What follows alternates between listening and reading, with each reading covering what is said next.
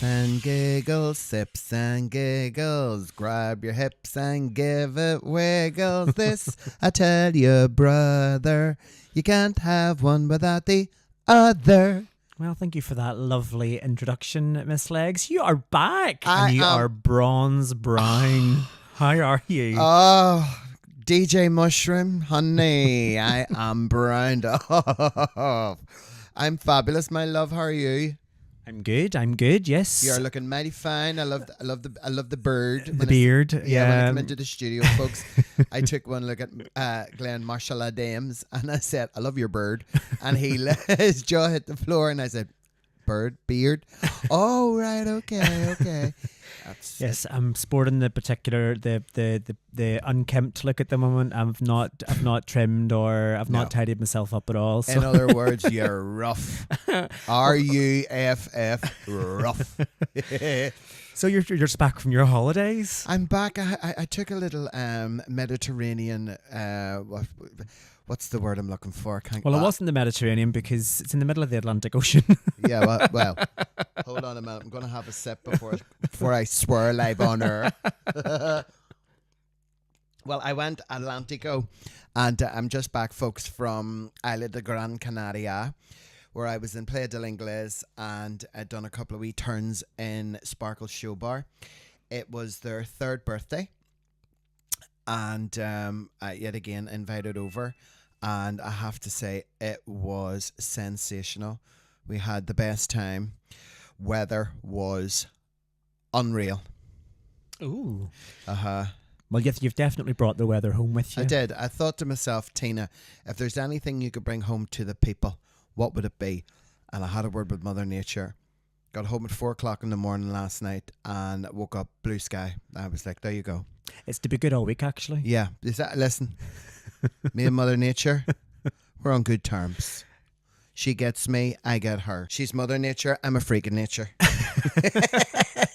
So you need to spill what has been the gossip. What has happened this past week while you have been out of the country gallivanting? Well, I thought I fell in love. Oh? Yeah, about 26 times.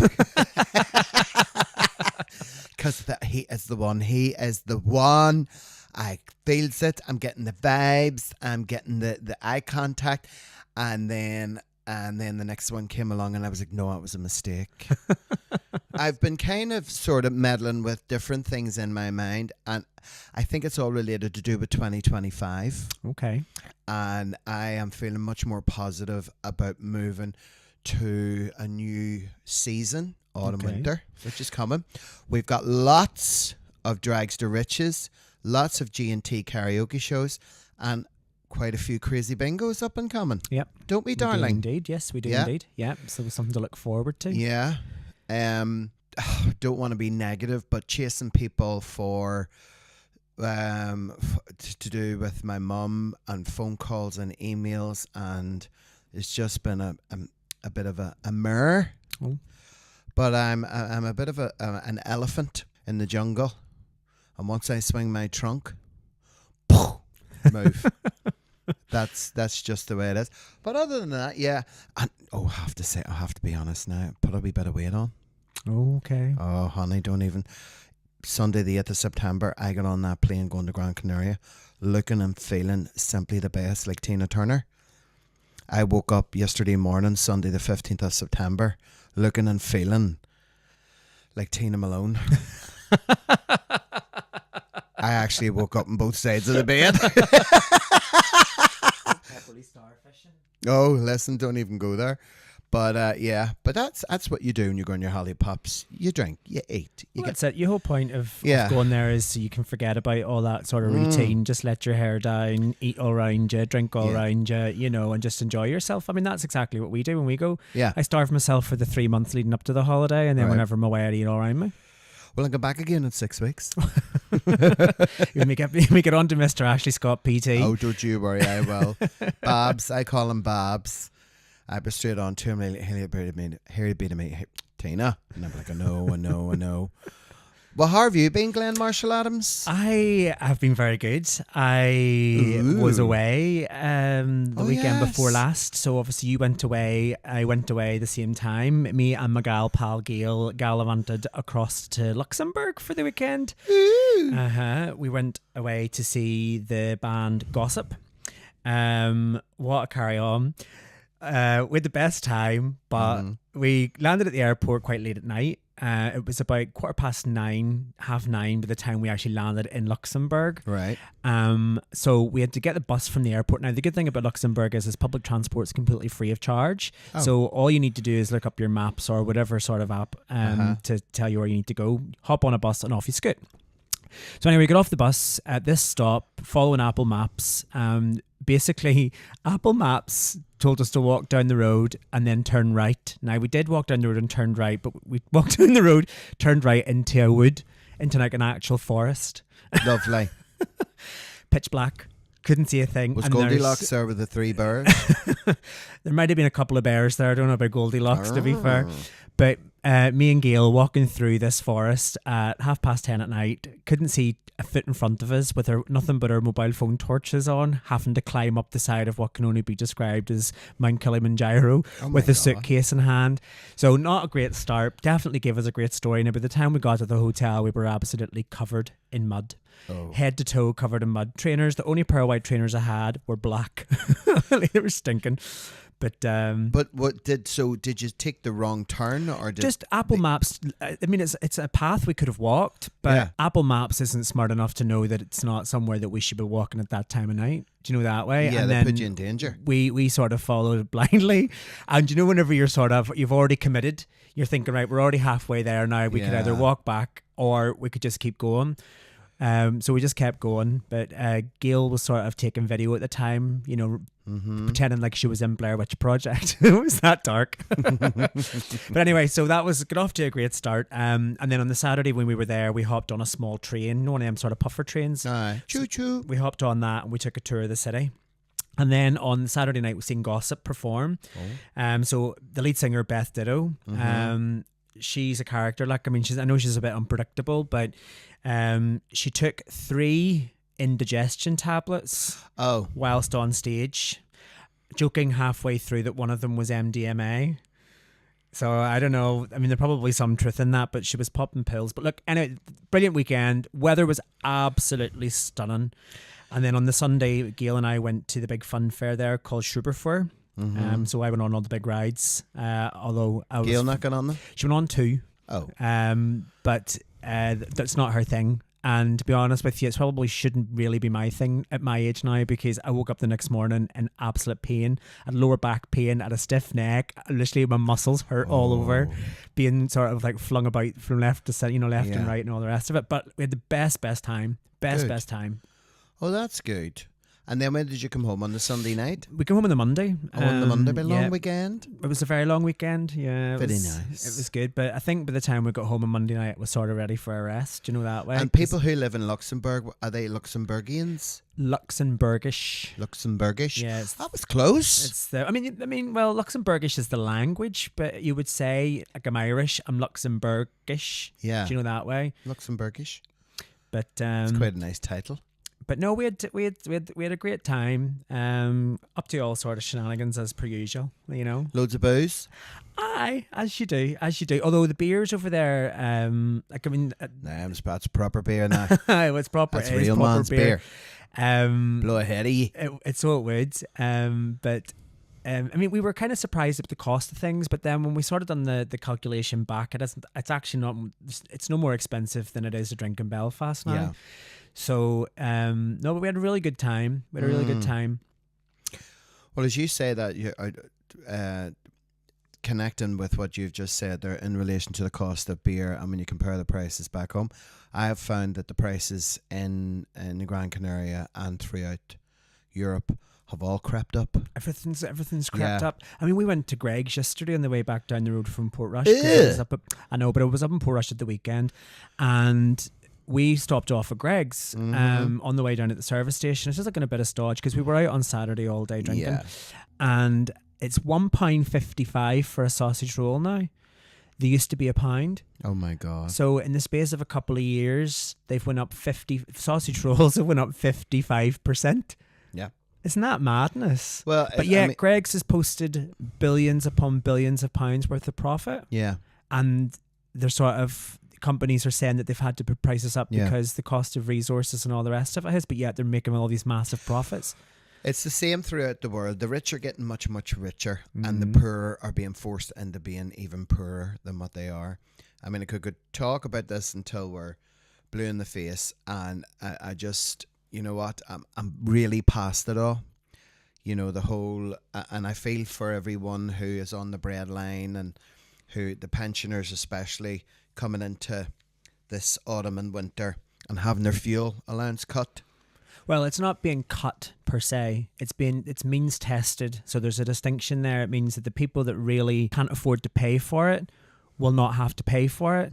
Whereas, as you said already, the rich are getting richer. People who can afford to pay for it will pay There's for going to it. be so many people who will be means tested and will be borderline and they won't get it. But this is the thing. You need to draw that line somewhere. It's the same. That's life. You know. I understand what you're saying.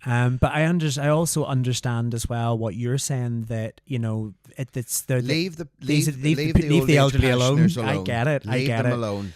And then what you need, honestly, let me run the country for a month. Give me it over, and I'll be straight round all them multi-millionaires and billionaires and every single one of them. Rate you.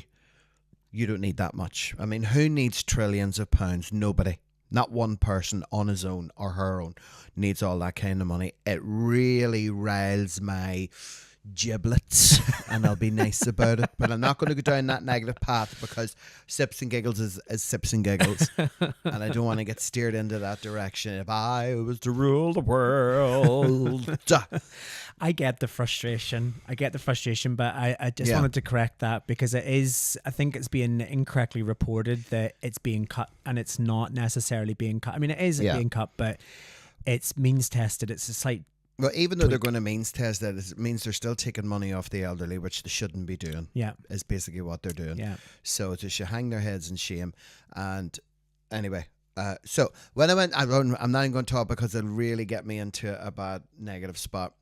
So I also had a wee look at a few properties when I was abroad. Okay. Now, not in the sense that I'm going to buy one.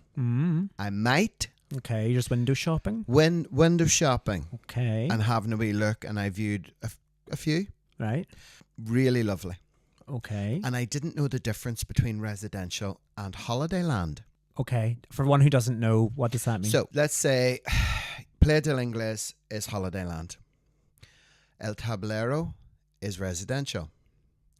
You pay $245,000 for a very small one-bedroom kind of unit. I mean, and it's small. If you take that same amount of money, you go into El Tablero, which is residential, you can get a 3-bedroom massive apartment with balconies, 2 bathrooms and a roof terrace. Plus, the other thing is you also have to pay even more fees on holiday land, especially if you're going to rent out and things like that. Whereas in a residential area, right, you don't. It's yours. And if you want to rent it out, there's no extra charge.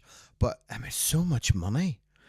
Well, I think property in general is the amount of the cost for property just in general has, and it's not though. We talked a couple of podcasts back about those sort of protests that were happening all over the sort of Spanish islands, and including Barcelona and stuff, for that very reason, because they were being costed out of buying. Yeah. But it's the same everywhere, isn't it, really? But then their local councils are allowing this to happen. Yeah. And it's their elected officials, really, isn't it? So. Are saying, well, we can do that. And if our locals who have lived and generations of families have come up here, but this generation is not going to be able to afford to live here because there's nowhere for them to buy. It's their local elected politicians who have said, yes, that's okay. So what kind of property are you looking at? Well, just a very open mind at the moment. I don't have a particular type of dwelling in my mind, but it's a very long way off, and it may never happen. But what I am doing is making the opportunity and using the time while I'm there to exercise rather than sit and dream about it and fantasize about it and think about it and talk about it but do nothing about it. So I've joined a estate agent. I couldn't get that out there. And I met Jim and he took me in the car and we went and seen a few places. So, but the impact that it had on me was we went to Holiday Land and thought, right, okay, it's really tiny in here. Went to residential and went, oh my God, there's more.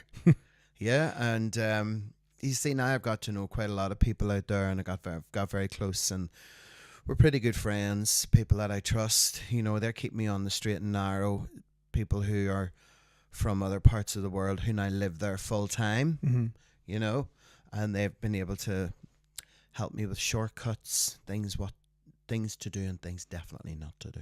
But you have like a property sort of, like, do you have a dwelling in mind? Are you looking for like 3 bedrooms, swimming pool, sun terrace? What are you what have you wanted to look at? Number one, what can we expect to see at the new Shea Tantrums?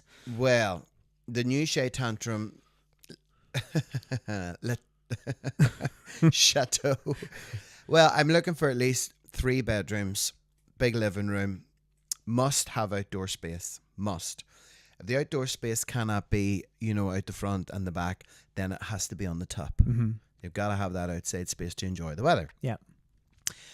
Good, decent size, because I like to make room for everything. Costumes, wigs, walk-in wardrobe, makeup, all in the one room, and maybe possibly another 2 or 3 bedrooms, 2 bathrooms. But that's the dream. I don't know if that's going to be the reality. Well, we can We'll wait and see. Yeah, for sure. Yeah, for sure. We'll wait and see. Was there anything that sort of jumped out though? Were you like, oh, I really like this one? The first one I went to see. And then they told you the price and you were like, why do this to me? No. No, I knew the price because I'd seen it online. And I'd chosen the ones that I liked. Right. And then they were saying, right, okay, well, we'll take you to see these 3. The third one, stunning, beautiful. Got home, gone. Really? Sold. Yeah. Wow, that quick? Yeah. Had it been on the market for long, do you know? Or? It was out for a few months. Okay, so it's been on for a while. I think now. I was the last person to view it. Right, okay. And then it was the person before me had put the offer in. Wow. You know, and you can keep a property over for €500. Oh. Yeah. Interesting. Okay. Yeah. So it's like, I really like this, and put €500 down, and then in case someone comes out and takes it. Yeah. Wow. So it could be back out on the market tomorrow. Well, that's exciting. That's exciting. But as I say, my feet are for dancing, and I'll keep them high and, like, you know, not high. I will keep my feet on the floor. Yes, and I think that's a smart thing to do, isn't it? Really? Yeah, it is. If you had a choice to live somewhere else or have a lovely holiday home in another country, where would it be? Do you know what? Actually, I was talking to Gail about this when we were away. Okay. I think if I had the option and, you know, there was no limits, I think my choice would probably be somewhere like Palm Springs in America. Yeah. Somewhere where similar to sort of like Gran Canaria, it's sunny all year round. Only I know that the likes of Palm Springs and stuff like that, they have a lot of gay retirement villages and stuff out there, which I really like the idea of.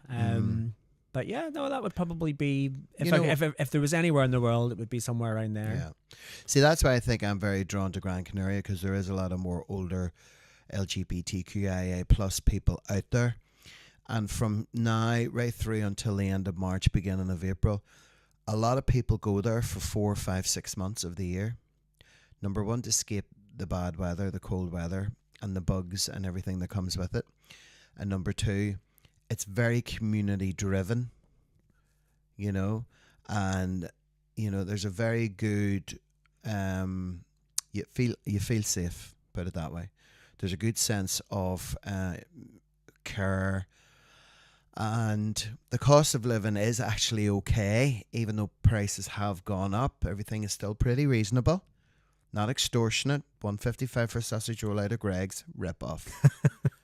You get one in the lovely new big Lidl there up in San Fernando. You can get 2 sausage rolls for €1. I should know. I had 4. You know why? Don't tell Ashley. Don't tell Ashley. You know why? Because I had €2 on me. I says, just give me the 4, love. And I ate them the whole way home. Love it. Love it. Love it.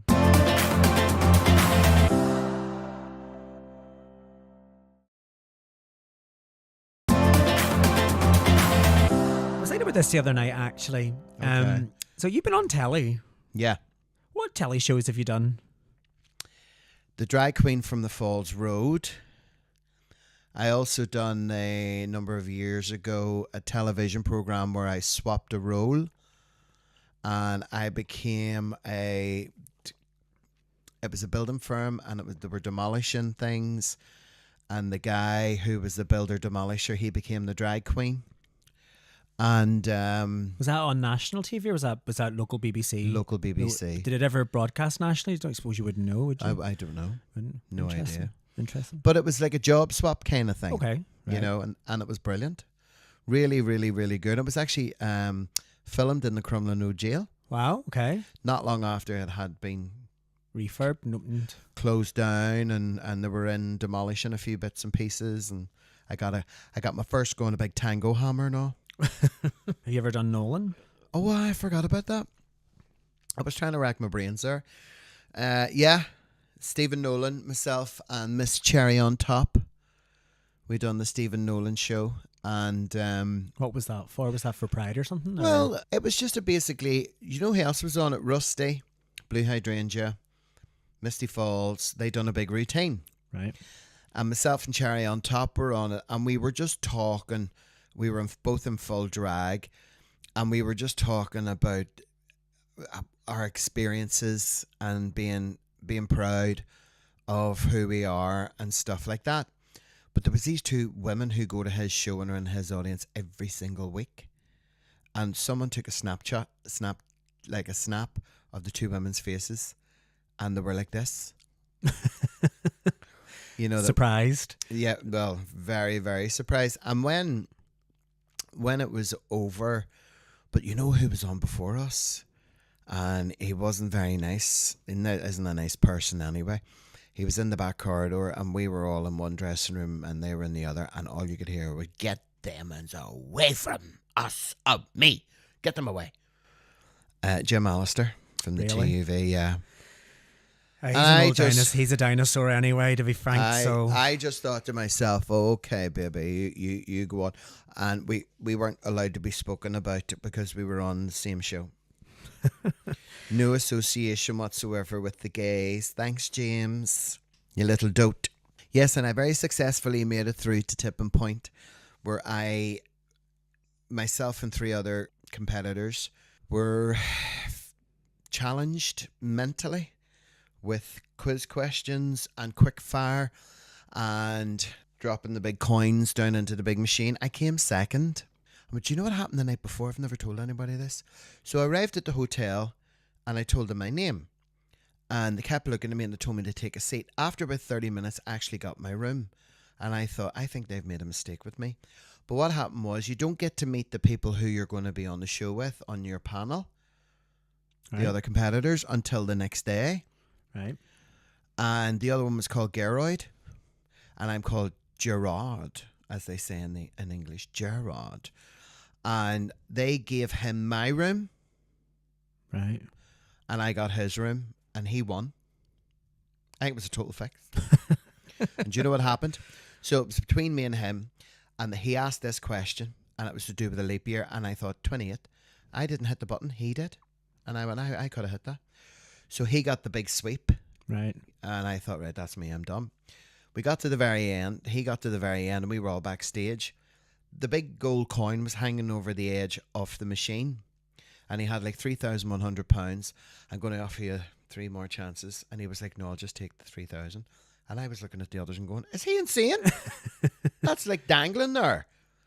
And he said, yeah, mate, we've just had a baby and we're trying to save for a deposit. And he was like, well, that would be it'll come in handy, but you could, if you want, like 10 grand. 10 grand. Hello, here's 10 grand. I know, but sometimes those things, isn't it? Like you have watched them where you think it's going to be a really simple one, and then it's Glenn. I know. Half off, and I always said to myself, like, if it's as close If that had been me, I'd have been like, there's no point in asking me a question. I'd give us a gamble. Yeah, go for it.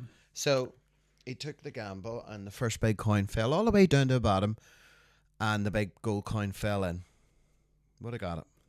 And do you know what? Secretly on the inside, I was going, ha, ha, ha, ha, ha. And then we met Ben Shepherd afterwards. He was lovely. Did you? No, I didn't. Not with Ben Shepherd. I wish. That is not what I was going to ask, but I'm not That's surprised. what you were thinking. Your mum didn't know you went on the show. Sure, she didn't. No, what happened was I went for the interview. Well, I applied to get on it. And then about a year and a half later, these people were trying to phone me. And when I answered, it was a girl's voice. And I thought, oh, it's a cold call. So the next thing I was hanging up on them. And then I got an email to say, we've been trying to get through to you. We are the research team for Tipping Point. I was, oh my God, phone me back. So they phoned me back. Anyway, so you have to go through a process, right? Which consists of, you go to a hotel in Belfast, there's 60 people, potential contestants, and they're split into 3 groups, 20, 20, and 20. And they pick 6 people to go on the show. And I was one of the 6 who made it through. And they record 4 shows a day. So they get enough catalogue, to do 2 in the morning, 2 in the afternoon. Yeah. And when I came home from doing the audition and I found out I was on it, then when I flew to Bristol. Do you know something? Bristol has the nicest airport I've ever been in my life. I remember it being a nice airport. Absolutely massive, and it's clean, and there's no hassle with it whatsoever. And you walk in, oh my God, it's fabulous. So Mummy and I were sitting watching, because do you remember when I messaged you and I said, you here, listen, I'm on Tipping Point tomorrow. Would you put a wee thing up on Facebook for me? And you were like, oh my God. Yeah, yeah. So you did. What did you say? I know you're already telling me about your mum, but what did you say you done for a career? Because you know that you say, my name's Gerard, I'm from Belfast, and I'm an entertainer. Is that what you said, an entertainer? Yeah, I'm an entertainer. Right, and they knew. I said I'm an entertainer. And they said... It was recorded in 2019 and then it was released in February 2020, just before the lockdown, before COVID hit. Mummy and I were sitting in the living room and I was watching TV and she was knitting. And my face came up on it and said, follow us, coming straight up after this, we have Tipping Point. So we were sitting watching it and it came on the TV.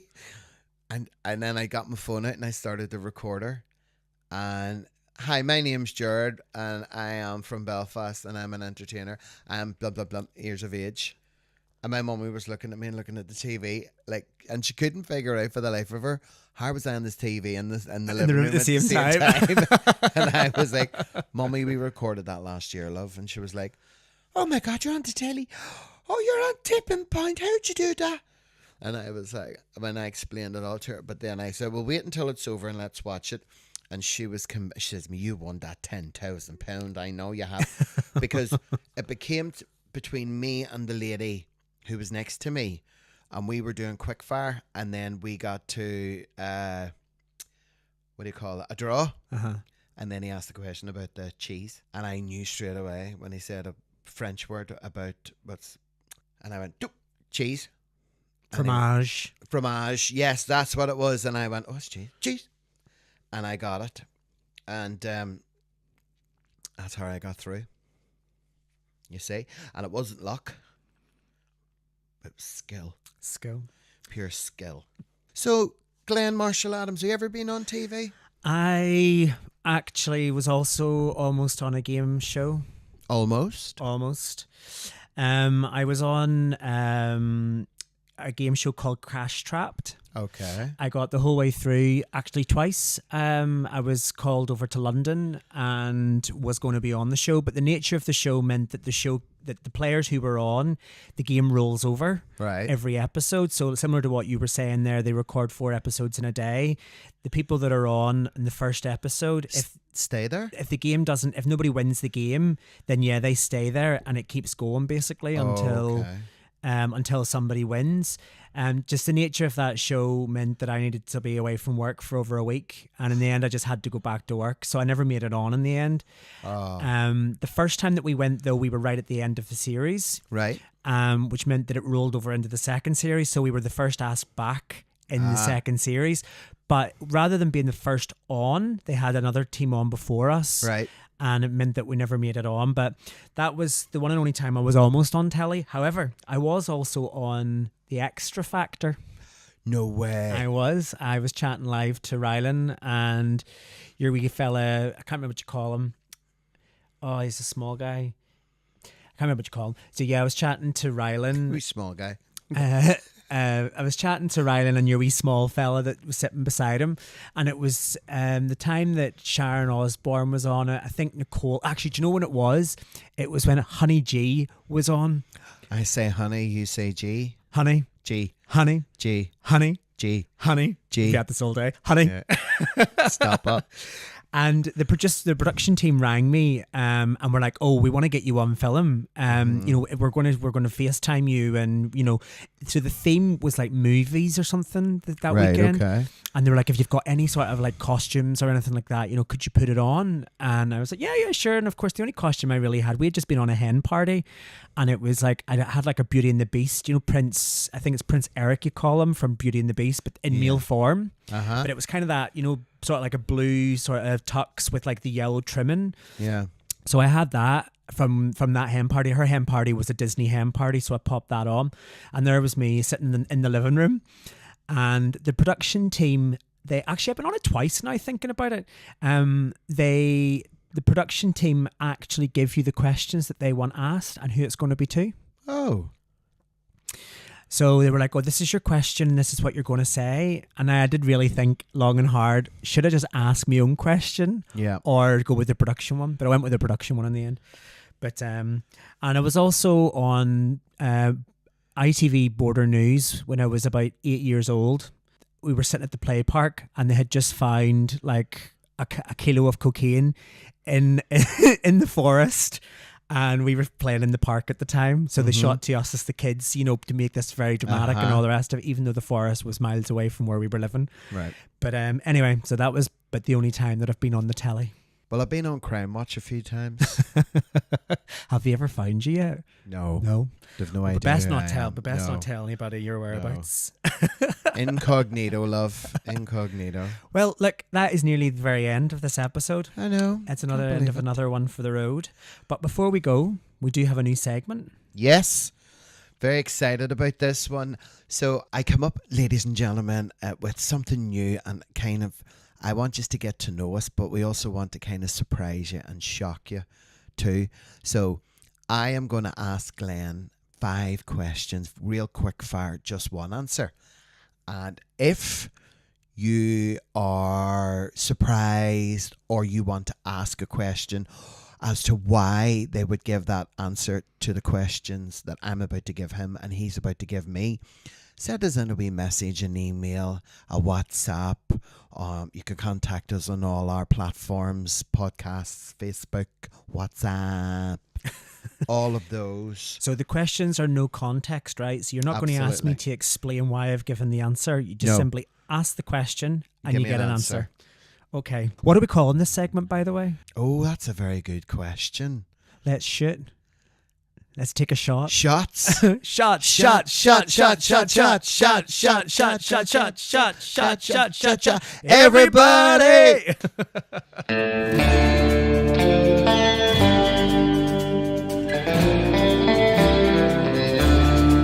Right, can I go first? You go first. Okay, here we go. So, very quick, just give me one answer. Here we go. What is the one thing you regret spending money on? I never regret spending money. This is hard. This is hard. Thank you, Tina. Spending money on an expensive meal in a hotel, which I'm not going to name, in Antrim. Okay. What movie do you enjoy quoting the most? The most Mean Girls. Have you ever gone viral online? Yes. What dish do you cook best? Pasta. What story do you tell most often? Oh, God. It probably involves something... it's always travel related. Okay. There you go. Okay, that is hard. Uh-huh. That is hard. Uh-huh. Okay, we'll get better at this. We'll get better. Now that I kind of understand it, but that is hard.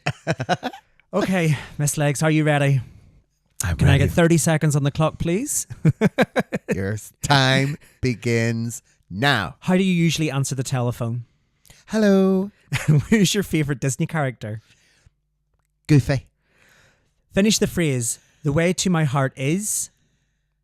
Through my purse. I thought you were going to say through my chest. No. Okay. What is the one thing you wish you enjoyed more? Oh, I love that question. My childhood. What never fails to make you laugh? Kathy Burke. What is your favourite way to work out? Running. Okay. I like this. Well, that was our brand new segment. If you would have a question for the segment, Miss Legs has already gave you all the instructions as to how to get in touch, so follow those. You'll find them all in the description of this episode. Yes. But that is sadly the end of the road. The end of the one for the road. The end of the road. Because you're still stimulated by those questions. They've got your mind. No, this is the end of the road. Oh, actually, before we go, Okay. I do have just one very small update. Ah. A couple of weeks ago, Yes. we did ask for people to write in to name your fandom. Now, a couple of weeks ago, we did also give an update. We did. I have a couple more just to add to it. Okay. But I have come up with the one. I have found the one Okay. that you should use. Right.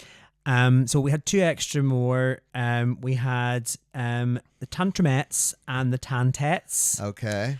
And it also was Tantettes, Tantramettes, and Sexy Legs. Okay.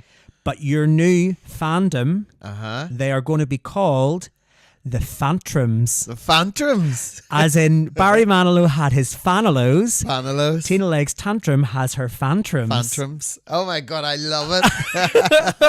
That came to me just poof. Oh, I love it. Hello, Fantrums.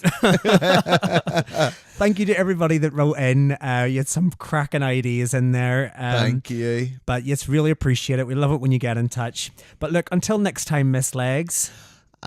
Or arrivederci, as they say. Chin chin. Thanks for tuning in to this episode of G&T Sips and Giggles. If you've enjoyed our conversation, then don't forget to share it with your friends, and why not subscribe to the podcast so you never miss an episode. Your reviews mean the world to us and really help others find the show, so please take a moment to leave one. But be kind. If you'd like to support the podcast, why not consider joining us on Patreon? For the cost of a drink a month, you can listen to episodes early, access exclusive digital content, and get discounts to upcoming G&T shows. Your support helps us keep the conversation flowing. Cheers, we'll see you next time. Chin chin.